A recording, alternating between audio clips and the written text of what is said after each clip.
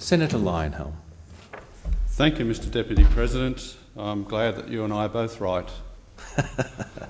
I move general business notice of motion number 525, standing in my name and in the name of Senator Day for today. Can I continue? Thank you. You should now proceed. My hope for this general business debate is for senators from across the chamber to outline spending cuts they would support. My hope is that we uncover some spending cuts where a good number of senators agree with each other. And my hope is that the government has the gumption to adopt any such spending cuts. But my wishful thinking doesn't stop there. I hope that we don't get diverted into discussions on revenue raising. Proponents of revenue raising are free to devote a general business debate to that issue, but this is a debate on options to cut government spending. I will resist the urge to discuss whether revenue should go up or down, and I ask others to do the same. I also hope that each senator proposes more spending cuts than they oppose.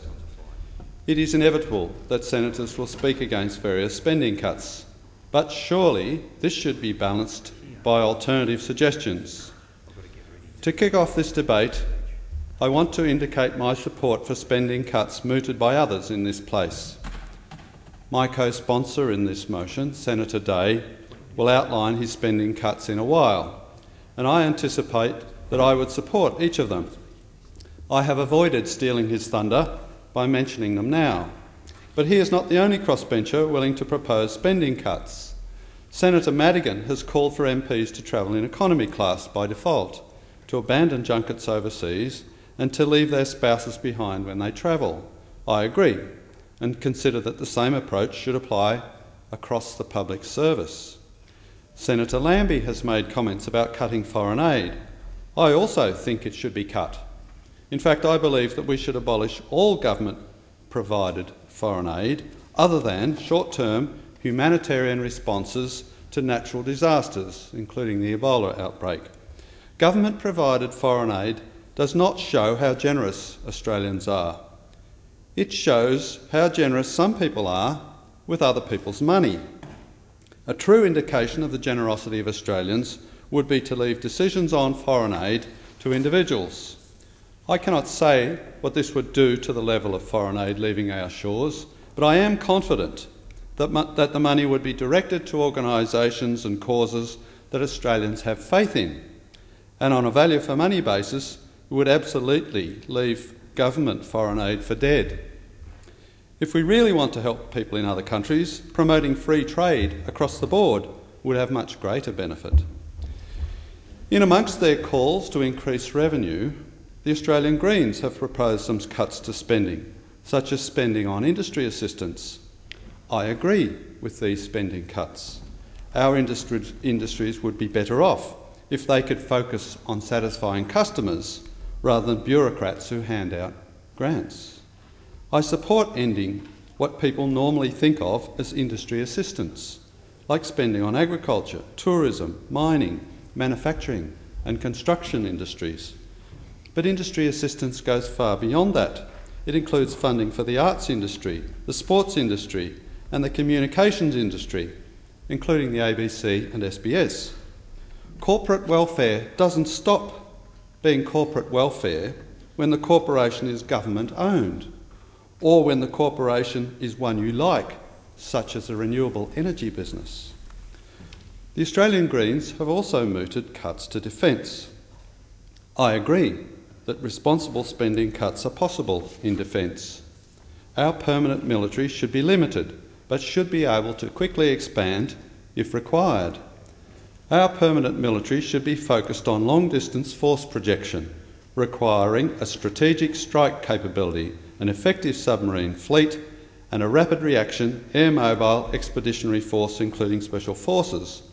This implies less of a need for other aspects of our current military, like most of the Navy's surface fleet. Achieving our military goals in a cost-effective way also requires procuring the most suitable items from the best suppliers around the world.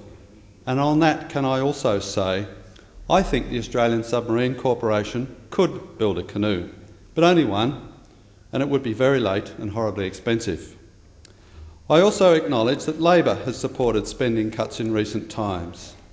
For instance, just prior to the last election, Labor cut spending on the public service, foreign aid, subsidies to landowners to support biodiversity, subsidies to employers for taking on apprentices, and subsidies for clean technology and carbon capture and storage.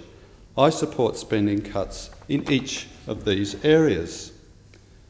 And since the election, the Coalition has proposed a range of spending cuts, including cuts to higher education and the Australian Research Council, cuts to Medicare rebates for GPs and the private health insurance rebate, cuts to welfare payments for individuals and corporate welfare, and cuts to the ABC and SBS. I support all of these cuts. In fact, I think the only Coalition proposal for spending cuts that troubles me is the periodic removal of Newstart for young unemployed people. This strikes me as an odd thing to do, given that we actively stop employers from taking on young people because of our insistence on a prohibitively high minimum wage. Mr. Deputy President, this brief scan of the Senate gives me hope that there is a will in this Senate to cut government spending. We just need to open our eyes and look for the common ground. I would like to add a couple of spending cut suggestions to the mix from the party platform of the Liberal Democrats. Let me start with a spend that represents a quarter of the Commonwealth Government's spending, and that's Commonwealth payments to the states, territories and local governments. These payments should be abolished. Abolition would prompt the states to means test access to public hospitals and schools, and to put tolls on arterial roads and highways. Even if they reacted by increasing taxes, which I would not encourage, we should remember that the states have access to substantial tax bases, many of them more efficient than the Commonwealth's income tax. The abolition of Commonwealth payments to states would increase the autonomy and accountability of the states and allow greater competition and experimentation between the states. The abolition would also serve to end horizontal fiscal equalisation, a welfare system whereby funds are effectively taken from rich state governments and given to poor state governments. This system discourages state governments from removing impediments to economic growth and from reducing dependency on government services. It also targets assistance more poorly than welfare to individuals. Mr. Deputy President, billions of dollars are taken from Australian workers every year and then given back to the same families in the form of government handouts or subsidies. This is wasteful, inefficient and unnecessary. We need to bring back a central support role for family and community. We need to focus tax-paid support on the least well-off.